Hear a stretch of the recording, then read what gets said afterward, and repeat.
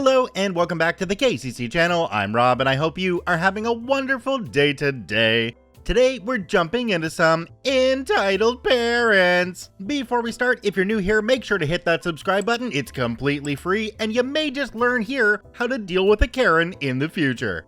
Alright, our first story today comes to us from Holden Position 4. Parents let my brother steal from me until I got my aunt involved. Let's jump right in. I have an update post to make soon, but for now, here's one of my past issues with my parents that I talked about during the family intervention not too long ago. Back when I was still a kid, it was very hard for anything to be exclusively mine. And as my brother got older, he craved money for things above all else. He and I both got allowances, equal allowances, so that was sorta fair. I say sorta because he didn't have to do chores for his while I did. But that's in the past now because my brother is now having to do all those chores for nothing. My brother always wanted more money though, whether he spent it or not. He loved having new things, but sometimes he'd just save the money instead, which is odd because you'd think he'd be the kind of kid who'd splurge his savings on the first thing he wants. My brother and I both got allowances of about $25 a month, and I was pretty thankful for it. I usually saved most of my money though. But my brother always wanted more. One day, as a teenager, I came home to find my room had been ransacked, and the only thing gone was my money. I'd hidden it to try and keep it from my brother because, well, obvious reasons, if you readers know what my brother's like by now. I thought I'd hidden it well, but he found it anyway. My mom was home when he did it too, and she acted like she didn't even notice, but there's no way she could not have heard him tearing up my room. I called her out on that during the intervention, and she just cried and made excuses about my brother being special, till other family members told her to shut up and own up to it. My room was on the first floor right near the living room. My door was completely in view of the couch, and when I pointed this out back then, my mom just made the "but he's special, he's not like you" excuse for my brother. I said I wanted the money back, and my mom just made more excuses. And my dad did too when he got home later. So yeah, excuses then and now. Back then, I did eventually get that money back because I refused to let it go. I heard my brother screaming as they took the money out of his piggy bank and gave it back to me. And they had the most disappointed looks on their faces, like I'd just robbed my brother, even though he'd robbed me. But they couldn't tell me off because I wasn't in the wrong and they knew it. I don't imagine many kids getting in the kind of situations where they are more right about something than their parents very often. A few months later and the whole situation repeated. My brother ransacked my room again and stole the money I'd hidden again. That time, my parents didn't want to do anything about it and basically said that they couldn't bear to see my brother so disappointed from taking his money. I reminded them that stolen money wasn't his money, and it was really crappy that they were just sitting back and letting that happen. My dad yelled at me to go to my room for saying that, so the next day I rode my bike to my aunt's house and told her everything. She came back home with me and asked my parents if they really let my brother steal from me and did nothing about it. My mom just started whining that my brother has special needs, and she didn't want to make him cry again. And my dad backed her up. My aunt just gave them both that narrow-eyed look and reminded them they have 2 sons, and my feelings mattered too. And what they were doing was very wrong. And it meant that my brother would never respect boundaries and would think he can always get away with stealing when he gets older. My aunt asked me openly how much my brother took. I stated the number, which at the time was everything I had, save for the few bucks in my wallet. My aunt gave my parents an expectant glare. My parents tried making a few more excuses, but my aunt had a counter for each one. Finally, my parents went into my brother's room, and a moment later, my brother was screaming. My parents came back with all of the money my brother took, and practically threw it at me for making my brother cry. My aunt then told them off for acting that way when I'd done nothing wrong, and they picked up all of the money they'd thrown at me and gave a pretty forced apology. My aunt said that she'd be severely disappointed in them if they let this situation repeat. And before she left, my aunt offered for me to hide my money at her house in a lockbox she had. I took her up on that and started keeping my savings over there. My brother ended up ransacking my room 2 more times looking for money, but I was keeping every cent I had at my aunt's house. My parents actually asked me where I'd hidden it, and I refused to tell.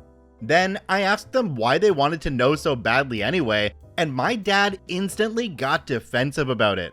My mom called him down and they didn't ask again. Since he couldn't find my money in my room, my brother figured I must have hidden it somewhere else. So he started tearing the house apart one room after another. And who was made to clean up the mess? Why, yours truly, of course. My parents started to blame me for the whole situation. But when I asked how I was at fault for not letting my brother steal from me, their only counter was that my brother had special needs. I swear, they used that line with me thousands of times. That was something else I heavily berated my parents for in the family intervention.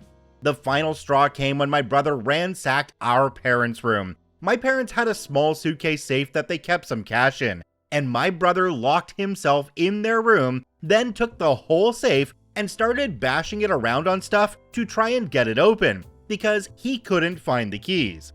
By the time my parents were able to get the door open by breaking it open, my brother had destroyed the room, and he never got that safe open. He just sat on the floor clutching it and crying about the money inside it.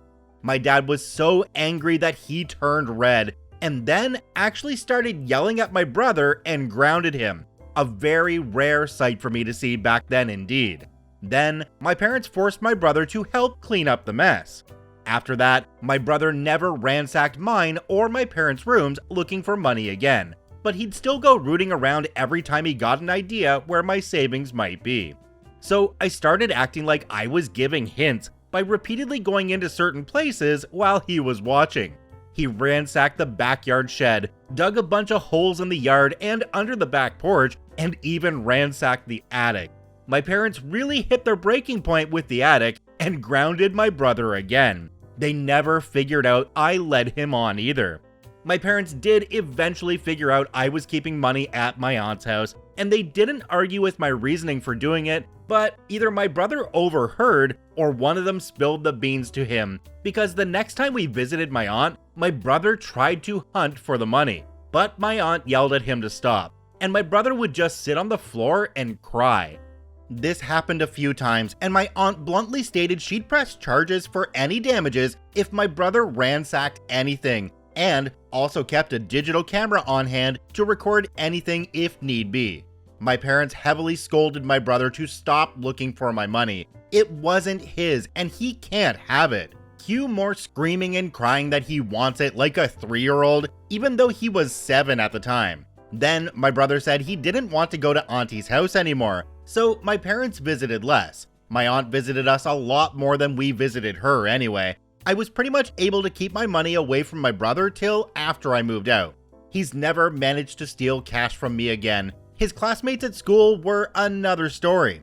He was caught looking through the backpacks of other kids many times, and he was forced to return stolen stuff and then sent home, where he'd cry to mom and dad, who then tried to have words with the school, who berated them on letting my brother think what he was doing was okay. They had to teach my brother that it's not okay to go through other people's stuff. And I actually heard him say, "But I wanted what they had," a few times. This excuse got used again when my brother stole an envelope with birthday money from a cousin during their birthday party. He tried to stuff it in his shirt and walk out with it later, but the cousin noticed it was missing, and I suspected my brother right away and pointed everyone to him. He ended up crying and thrashing when my dad found the envelope hidden in his shirt. We left that party early. Jumping down to the comment section for this one, there's one from a user called Cultivating Reader. It says, "Yeah, your parents sucked with this, and they were ill-prepared to handle your brother, or just never tried. I'm glad you're away from it, but your brother is up for some bad times when he takes from the wrong person, and parents won't always be around to help." Going back through some of the posts and the comments on OP's profile, it appears that their brother might have been somewhat on the spectrum, and the parents in this case were definitely not prepared to handle that brother. Whether they were just woefully inadequate or just didn't care is really up in the air, but obviously the brother's not getting the attention they need and is really being set up to fail in the future because of it. I'm going to wrap this up with one more comment from down below this story. This one's from this user right here, and it says, when your brother ends up in prison, which is where I fully expect him to eventually be, who will your parents blame then? This next story comes to us from Restless Mind 95. He doesn't know any better. Let's jump right in. My parents, dad is 54 and mom is 52, are angry with me for not ignoring my older brother's, 32, predatory behavior. Just a little context about my older brother and the situation at hand. My brother is 32 years old. He's never had a job. He dropped out of community college after 2 semesters for never doing his assignments. He's lived with my parents his entire life. He sleeps all day and stays up all night playing video games and watching adult material. Both my brother and I, 27 male, are diagnosed autistic and present our symptoms similarly, but I've been working since I was 17, got my driver's license at 17, bought my first car at 24, and started college in 2019. My parents constantly use my brother's autism as an excuse for his appalling behavior, even though we're both on the spectrum. In November of 2020, I moved back in with my parents because I left an abusive relationship and had chronic health issues. I met my current girlfriend, 23 female, in mid-2021, and in early 2022, she had some extenuating circumstances where my family agreed to let her live with us. My brother was immediately pleased with this development, but just as quickly behaved inappropriately. It started off with him creepily staring anytime my girlfriend and I kissed, progressed to him following my girlfriend into the bathroom anytime he saw her go in there for a shower, until he figured out she always locked the door because of him. And the straw that broke the camel's back was him trying to come into our bedroom uninvited and without knocking at 3 in the morning while we slept. Every time he behaved inappropriately, we mentioned it to my parents, but all that really happened were excuses made for him because he's autistic, and brief conversation with him about not doing those things again, and then him still doing whatever he wanted. Anyway, after the bedroom incident, they kicked my girlfriend out, making her homeless for a brief period of time because she had a PTSD panic attack since my brother made her feel unsafe. As a result of this, my girlfriend and I got an apartment together, and I moved out because I didn't want to be in the same house as my brother. I was upset with the way my girlfriend was treated, and I wasn't willing to break up with her, which my parents wanted me to do.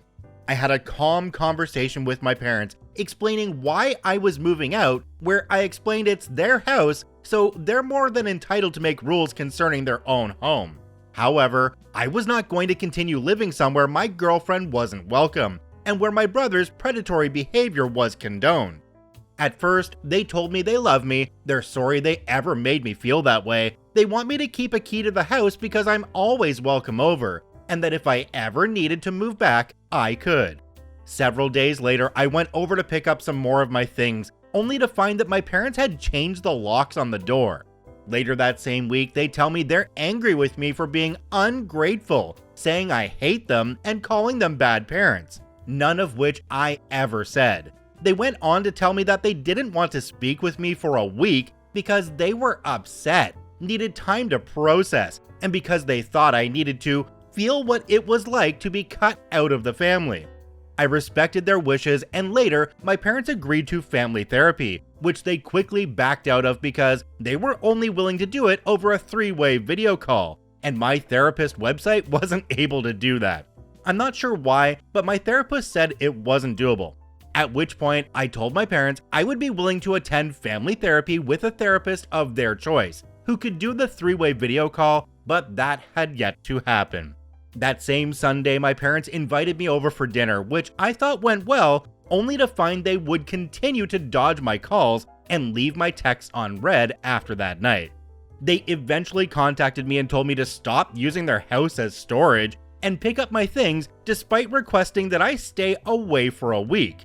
My girlfriend and I go over to pick up the rest of our stuff, which was awkward but quick. Later that day, I got a text from my mom wishing me luck at college, but my parents still aren't willing to talk about the issues that led to me moving out, or even to come over to see our new apartment after being invited over, because despite the circumstances, I still love them and want a relationship with them, since this type of behavior is highly uncharacteristic of them.